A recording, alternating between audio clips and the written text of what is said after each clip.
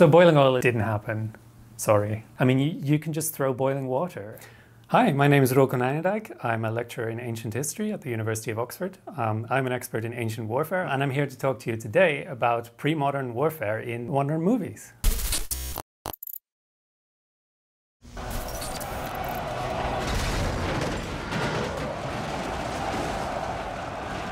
So this is the supposed Greek concept of othismos, which it literally means pushing. And about 100 years ago, a scholar in Oxford who clearly had rugby on his mind decided that this should be conceived as a literal mass shoving. We have no evidence of that. Nobody ever says that that's the case. But for some reason, this really caught on. And so for the last 100 years, it's been controversial. But generally speaking, I mean, people didn't want to fight like that. Spears are right in your face. So there's a lot of reasons to want to avoid this. So this moment where they switch from fighting in formation to going after individuals who are still resisting, that seemed very realistic for most of these fights. Make sure you can kill as many of them as possible, because that's when they're vulnerable, that's when they're not fighting back, so that's when you can just sort of spear them in the back. And that's exactly what happens in this scene. It's only very much later in Spartan history where they say we don't chase the fleeing enemy, because if you chase the enemy, then you're caught out of formation, you become vulnerable. But at this time, in the time of the Persian Wars, the Spartans had no rules against this, and indeed, it's a true story. You can't really dispute that, but in sense of the tactics and the weapons, it feels like a fantasy movie. Maybe 3 or 4 out of 10.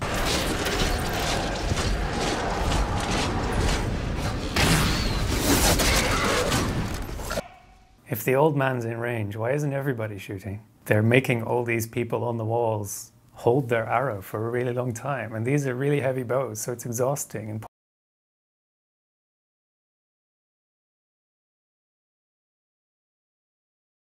plate armor is intended to keep arrows out. Bows aren't guns. They are meant as suppressive weapon. You use it to keep their heads down. And so, of course, you would still use it even against people wearing plate armor, because even the feel of arrows sort of pinging off your armor or falling around you is going to make you much more cautious and hesitant.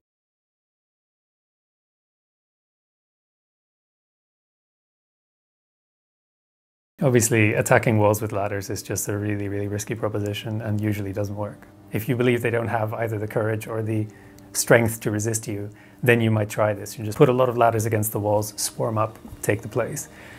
If you expect it to be defended, it puts you in such a position of vulnerability, approaching the walls one at a time, and it's just not going to go well. But obviously it is a very common tactic. I mean, you can go to the British Museum right now and see depictions of people assaulting walls with ladders. Yeah, so I mean, the problem when you see this kind of siege scenes in movies is that they always seem to make it really easy for the attacker. If they want to go right up to the wall, they can just do that. If they want to bring siege engines, if they want to bring catapults or rams or towers up to the walls, they can just do that. It's like they're trying to make it possible for this place to fall. Whereas in reality, I mean, one of the most common forms of fortification is very simply, if you have the ground like this, you dig a ditch and you pile up the sand behind it. Then you build your wall on top of that. And now what do you have? The enemy wants to approach you from the front, they end up in the ditch. Suddenly the wall they're facing is much higher. If they want to bring siege towers or battering rams, they fall into the ditch. They would have to fill up the ditch first before they can get to you. All that time they're right under your walls. In movies, they never do this because that would slow things down. I want to keep the assault engaging. That's why a lot of the tactics that they show you are actually too simple and missing a lot of the points that would actually be used.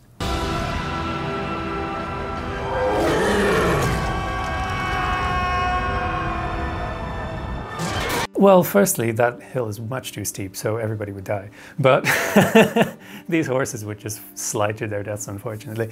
But if we if we take that out of the equation, I always thought it was validated by the fact that he uses the light of the sun to blind the orcs, which means they lower their pikes at the last moment. So the idea is that he creates those openings that the horses need to see in order to push their charge. So you see them sort of wavering and breaking just before the charge hits, which is exactly the point. Like, that makes it conceivable that this could have worked. I mean, it is still a fantasy and they're doing many things wrong. On the other hand, it certainly hits a number of points where you're like, well, this is realistic, using sort of layered of initiative in order to overcome the defenses. Yeah, I mean, 4 out of 10, 5 out of 10. This is just wrong. I mean, I mean, what are they doing here? Like, this is, where are they getting the idea that the Scots in this period were wearing like leather and war paint? Like these are just like ordinary medieval infantry. They would be wearing chainmail and helmets like this, you know.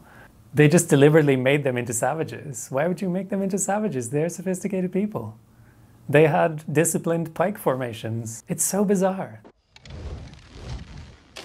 So fire arrows are not entirely unhistorical. They did exist, but usually you would use them during a siege assault, for instance. Like you could use them to set things on fire, which is what they're for. So buildings and, you know, stocks and supplies, wood, and straw, thatch roofs, because it would create chaos and distractions. This idea of involving fire in battle scenes is just something that Hollywood loves. I mean, you just want to have fire because it's... Also, how would they have done this without the English noticing that there was a field of oil or something on the ground? Like, they wouldn't have like been like, oh, that's probably there for no reason, I'm just going to stand in front. They just do this, all these movies, they just sort of charge into each other like horseless lancers. They just sort of mash into each other, like no regard for anything.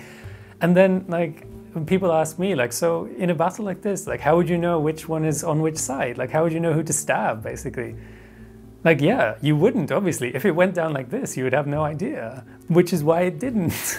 As soon as your formation gets so messed up and so disorderly that the enemy are in your ranks, you know you've lost. Now, infantry would often charge into battle in the sense that it would run the last distance to meet the enemy, because everybody's afraid. Nobody wants to be there, really, because they know they're about to be in mortal danger. So you run and you scream to get yourself through that point and to psych yourself up and to know that there's a lot of you who are all in it together.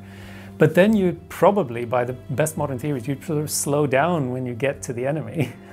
And then you would start stabbing at each other in more or less even lines. Because otherwise, everything would you would just lose control. This is a joke. I mean, like... From the equipment to the tactics, like, none of this has any bearing on what actually happened, except that William Wallace was defeated. That's basically it. 2 out of 10 or 1 out of 10. That's one of the most common forms of ancient artillery, is these bolt shooters. They would shoot these big rods, these sort of metal bolts. They're very effective. They shoot further and more accurately than arrows. There's an account of somebody getting, you know, blown off his feet and pinned to a tree by one of these things. They are very useful in a siege because, again, they clear the walls. You don't want to stand there. I mean, what is the point here? This forest is clearly very wet. It's not going to burn. It just looks cinematic. And they form a testudo, of course they do. I mean, it's not ridiculous. I mean, the Romans did have a formation like that, which is called testudo. And they did use it in a few occasions, when you knew you had to pass through a bunch of arrow fire and you didn't want to lose any casualties. But it's a desperate measure. So then you're stuck waiting, essentially, for the enemy to stop shooting at you. So in a battle situation, you wouldn't want to waste your time trying to get into that formation and then waste your time trying to get out of it again when the enemy's right there. Instead, you would just try to get through that zone and get into the thick of it. Do not be troubled, for you are in Elysium, and you're already dead! It's an endless debate whether those speeches actually happened, because it's hard to speak to an entire army full of people, especially without a microphone. But it is something that is very, very common in descriptions of battles. So the best we can do is assume that they did happen and that they were a very important part of it. So the cavalry here, bizarrely, charges through a forest. This is a really bad idea. Your horses are going to break their legs. Like, you'd try to find open ground. I mean, it uses a lot of actual Roman tactics and equipment, so I guess 6 out of 10, but it's a mishmash. The whole point is just that they're just doing Saving Private Ryan. This is just made up because they wanted to have a scene like Saving Private Ryan. Resisted landings are not common in ancient warfare because they're kind of a modern warfare thing. Most of the time, they would just find a suitable beach somewhere a reasonable distance away from their target and land there, and then they would advance on their target. These are just stakes for show. Who are they going to stop? Like, they're not trying to land tanks here or anything. People can just walk through them.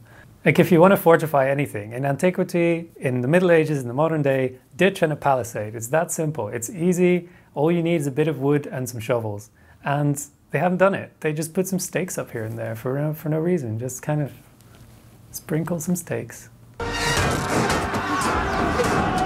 This kind of shield formation is total rubbish. I mean, come on.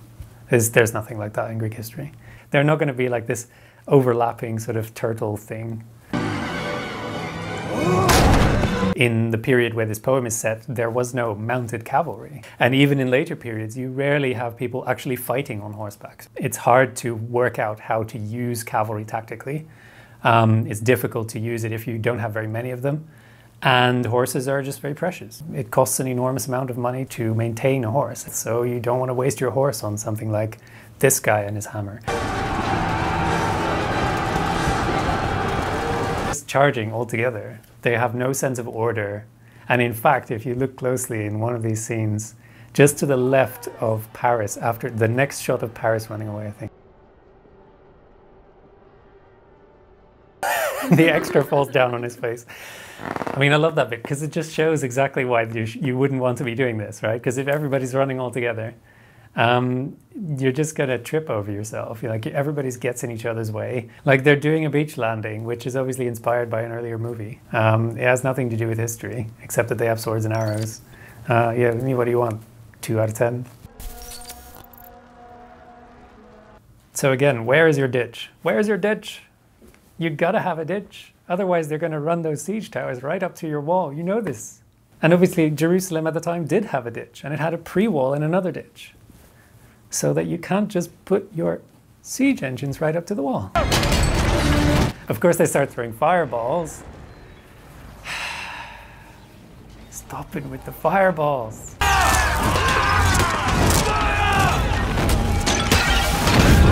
Admittedly, it is realistic here that they're very concerned about not like trying to keep their siege weapons from catching fire. The defenders would try to set them on fire, and so it's very important to protect them from that, usually by covering them with wet hides. Oh, no!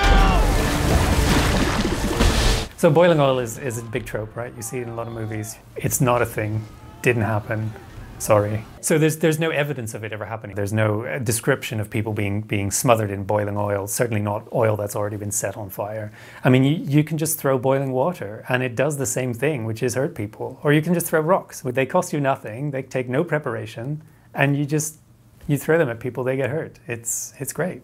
So boiling oil is just needlessly elaborate. And you're burning fuel. You don't want to be burning things for no good reason. The account that we have of this siege, it says there was constant fighting outside the walls. And there were also assaults on the walls. This one's better than the other one, actually. Better than Helm's Deep.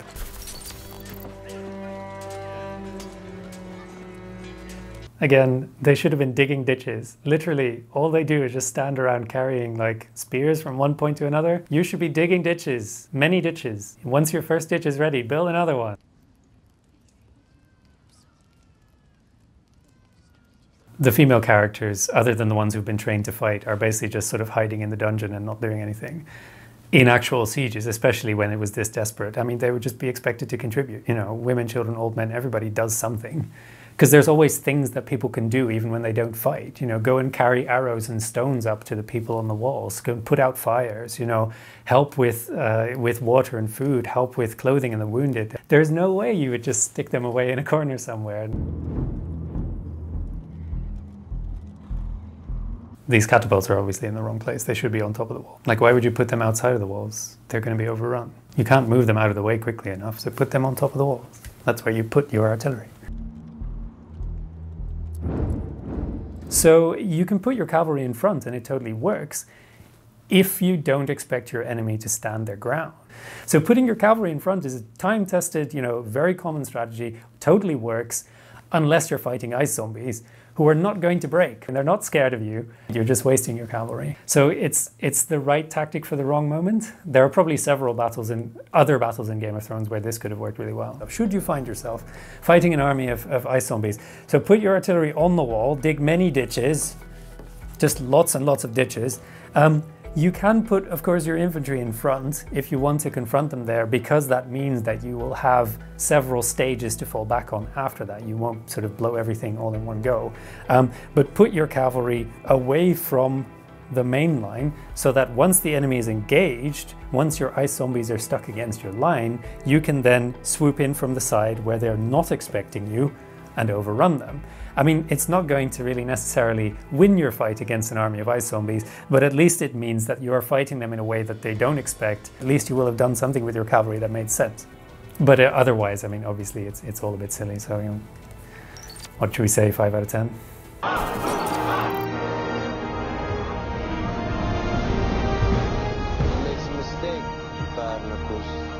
I mean, this movie had an Oxford professor advising on the movie. You can see all the little details that they got, you know, in terms of their dress, in terms of their tactics and maneuvers. Like, all of this is as good as we can get it almost. It's really, you know, really precise, except for the fact that for the Persian army they still went with this kind of slightly racist depiction of, you know, flimsy warriors wearing eyeliner and things like that. It doesn't really reflect reality at this point. They would have been much more organized and much more heavily equipped. But this is just the way that people like to depict Persia in general and the East. It's just, yeah, it leaves a bad taste in your mouth. In fact, throughout this period, the Greeks were the ones who fought like that. Whereas the Persians were known to be much more organized and to advance silently into battle, which was something that the Greeks were really impressed by. Camels, always useful because they scare horses. It's kind of a theme throughout Persian history that we use camels to scare off enemy cavalry. With this movie, like, all the equipment is just right. Like, these guys, you know, these are the companions. You know later on there are going to be some Thracians. Like, you can pinpoint very exactly who they are. The whole pike phalanx is exactly depicted accurately with all of the weaponry and the spacing between the men and the kind of blocks in which they maneuver and things like that.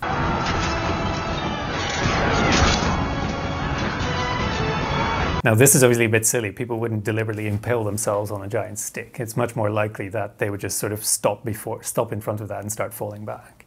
And you don't actually expect a big pike formation to actually kill a lot of people, because people don't, you know, they try not to die. They're going to run away from it.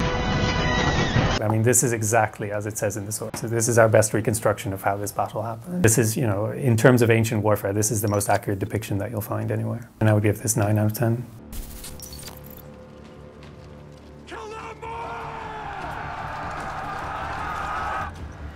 Stop, no. Where are your missiles? No, this is where these battles, they would be about trying to disrupt the formation, not sort of to slam into it and hope it goes away.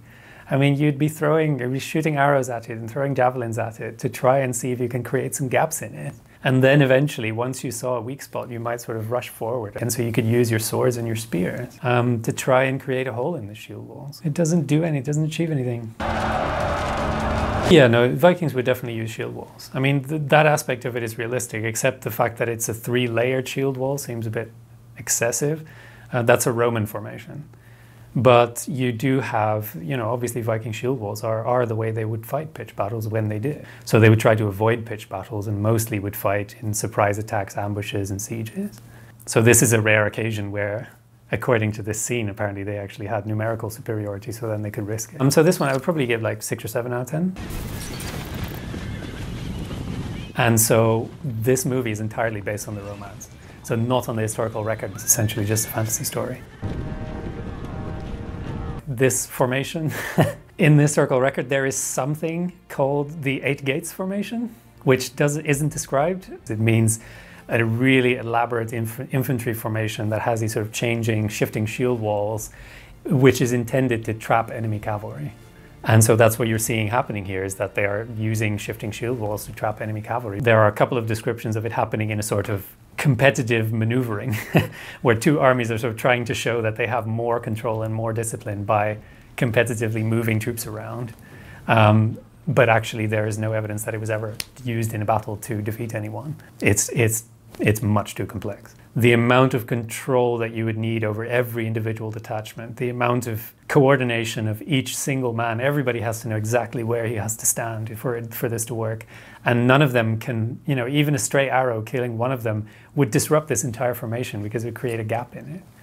So it's just not feasible. That seems sort of wildly optimistic as to the abilities of any infantry force.